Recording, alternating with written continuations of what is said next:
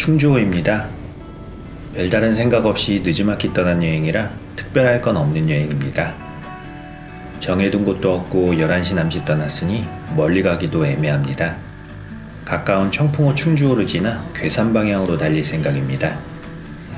충주호 북쪽 호수를 낀 길은 대부분 비포장길입니다. 저번에 부산리 방향을 달려봤는데 길이 새로 포장되어 혹시나 이쪽도 포장이 되었나 하고 와봤지만 여전히 비포장길입니다. 비포장이지만 땅이 고른 편이라 달리는데 큰 지장은 없습니다. 날씨 덕분인지 충주호 풍경이 아름답습니다. 이런 풍경이라면 비포장길도 기꺼이 달릴만 합니다. 월굴리에서 황성리까지 이어진 비포장길은 꽤 긴 편입니다. 약 8km 정도의 거리입니다. 중간중간 약간 파쇄석이 많은 구간을 제외하면 초보자도 도전해볼 정도로 무난한 편이긴 합니다. 실제로 이날 많은 라이더들이 이 길을 지났습니다.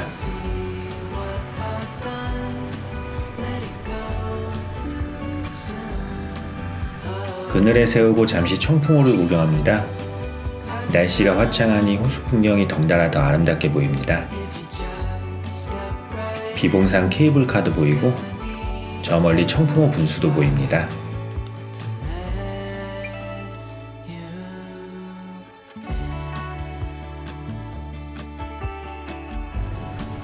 다시 출발합니다.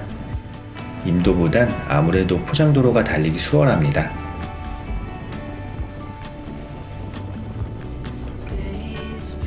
편한 대신 풍경은 덜하지만 어찌됐건 길이란 그 나름의 매력이 있으니 어떤 길을 가든 너무 불평만 할 필요는 없음을 배웁니다.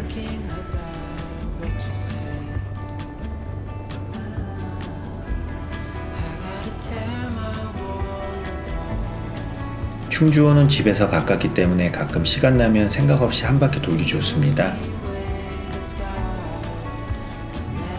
그렇게 달려 사오리에서 부산리 방향으로 진입하면 왕복 2차선의 길은 차선 없는 좁은 길로 바뀌는데 이 길이 새로 포장된 길입니다.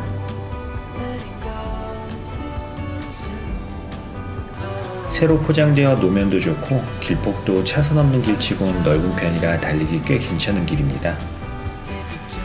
비포장길을 못 간다면 장선리에서 부산리로 향하는 이 길만 달려도 좋습니다. 옆으로 보이는 호수와 저 멀리 힐끔힐끔 보이는 산들의 풍경이 마음에 드는 길입니다. 부산리에서 지동리까지 이어지는 이 외길은 약 18km 정도로 꽤 긴 길이지만 딱히 지루함은 느껴지지 않습니다.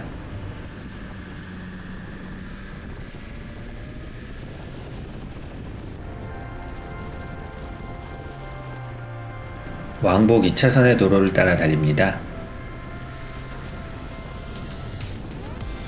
충주호는 충주, 제천, 단양에 걸쳐 있을 정도로 규모가 크고 코스가 다양하기 때문에 라이더들에게도 인기 있는 곳입니다. 아래로는 월악산 지구가 있어 장거리 코스로도 제격입니다. 포장도로를 좋아한다면 호수 남쪽을 달리면 되고 비포장길도 조금 섞어 달려보고 싶다면 호수 북쪽을 달리면 됩니다. 아예 한 바퀴 돌아도 괜찮습니다. 손동리에서 서운리 방향으로 향합니다.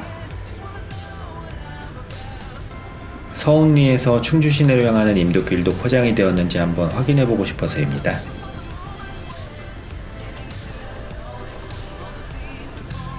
그 전에 잠시 마을 정자에서 쉬어가야겠습니다. 이 마을의 이름은 미라마을입니다.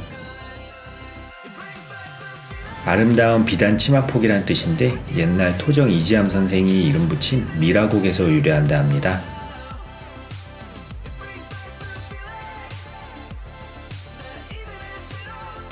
오늘따라 충주호가 유난히 파랗습니다.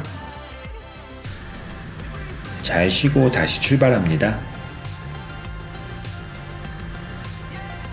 미라마을에서 언덕을 오르면 있는 임도가 서운리 순환임도입니다. 이 길은 나는 관광 상품으로 개발한 건지 자전거, 바이크, 자동차까지 다양한 사람들이 이용합니다.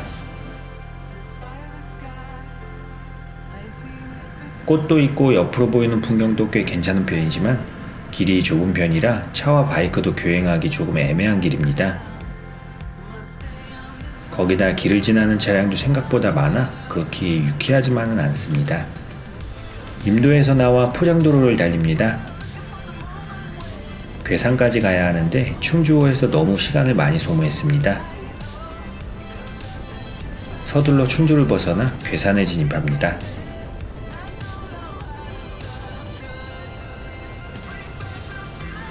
괴산에서 처음 달려볼 곳은 쌍곡계곡을 낀 517호 지방도입니다. 이 길은 예전 문경 봉암사를 갈 때 괜찮은 길이라 메모해 놓았던 길입니다. 그날은 봉암사에 가는 게 우선이라 둘러보지도 못하고 내리 달렸지만 오늘은 조금 여유있게 둘러봐야겠습니다. 속리산 국립공원 지구에 속하는 이곳은 산과 계곡, 한가한 지방도가 어우러진 길입니다. 이곳 쌍곡계곡에도 명소 9곡이 있는데 저 앞에 보이는 소금강도 그 중 하나입니다. 멋지긴 합니다만 오늘은 다른 곳을 볼 생각이라 지남해 보는 곳으로 만족합니다.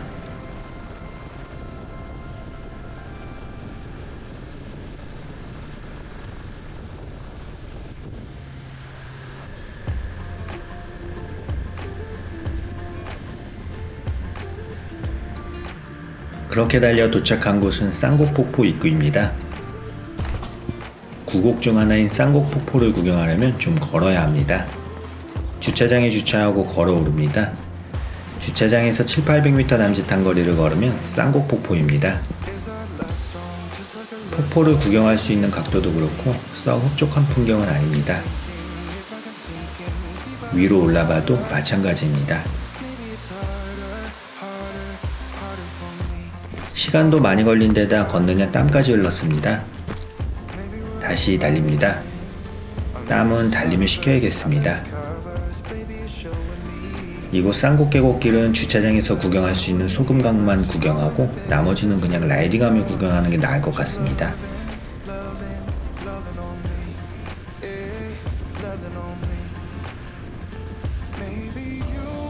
관평상거리에서 어느 방향으로 갈지 잠시 고민합니다.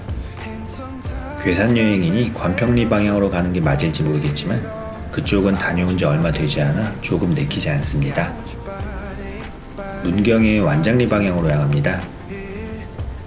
관평상거리에서 922호 지방도를 따라 조금 달리면 문경의 선유동 계곡이 있습니다.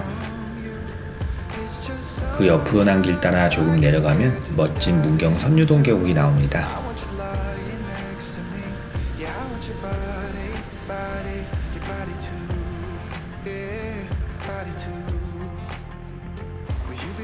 이곳이 문경의 선유동 계곡입니다. 괴산의 선유동 계곡과는 또 다른 멋이 있습니다. 마치 정으로 쪼아 만든 게 아닐까 싶은 넓고 평평한 반석 사이로 맑은 물이 흐릅니다. 계곡 따라 잠시 걸어도 좋을 듯 싶지만 아까 충분히 걸었으니 반석에 앉아 잠시 쉬어야겠습니다. 시원하게 흐르는 계곡과 그늘, 어디든 앉기 좋은 바위까지 쉬어가기엔 제격인 곳입니다. 여름이면 아마 북적북적하겠지만 이때까지만 해도 물놀이는 조금 이른 시기라 한가하고 아주 좋았습니다. 반듯한 바위 덕에 돗자리도 필요 없으니 그늘 아래 누워 얼굴에 모자 하나 덮어쓰고 낮잠을 즐겨도 좋을 것 같습니다. 잘 쉬었으니 다시 떠납니다. 문경 선유동 계곡에서 조금 동쪽으로 향하면 상괴리인데 거기서 희양산 방향으로 봉암사라는 사찰이 있습니다.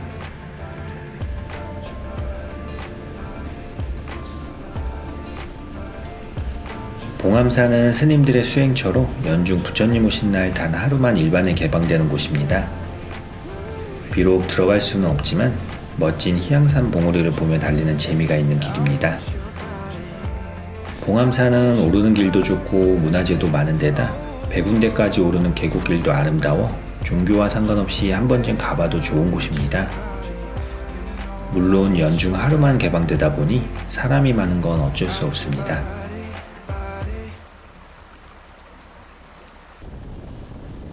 다시 떠납니다.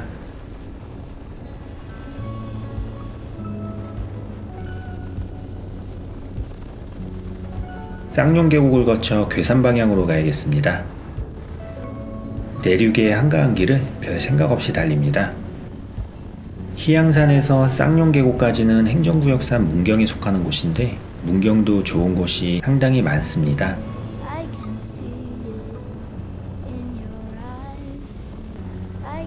문경하면 문경세제만 떠올리다간 아름다운 곳들을 놓치기 쉽습니다. 그렇게 한가한 길을 달리다 보면 옆으로 멋들어진 계곡이 나오는데 이곳이 바로 쌍용 계곡입니다. 계곡 옆 바위 위 정자가 있는데 아마 저기가 관람 포인트인 것 같습니다. 그리로 넘는 다리는 바이크로 건널 수 없을 것 같아 그냥 지나칩니다. 계곡을 구경하며 조금 더 달리면 옆으로 심원사로 향하는 다리가 나옵니다. 그리로 빠져봅니다. 마침 경치도 좋고 사람도 없어 잠시 구경하고 가기 좋을 것 같습니다. 위로는 심원폭포도 있는데 걸어서 가기엔 꽤 먼 거리입니다. 드론을 잠시 꺼내보지만 마침 배터리도 부족합니다. 해도 지는 데다 저녁 식사도 해야 하니 여기서 돌아가는 게 낫겠습니다. 괴산은 다음에 다시 오기로 하고 집으로 향합니다. 왠지 미완의 여행 같지만 집으로 가는 길 붉은 석양이 여행을 잘 마무리해줍니다. 이번 여행은 여기까지입니다. 다음 편에서 괴산 여행 2부가 이어집니다.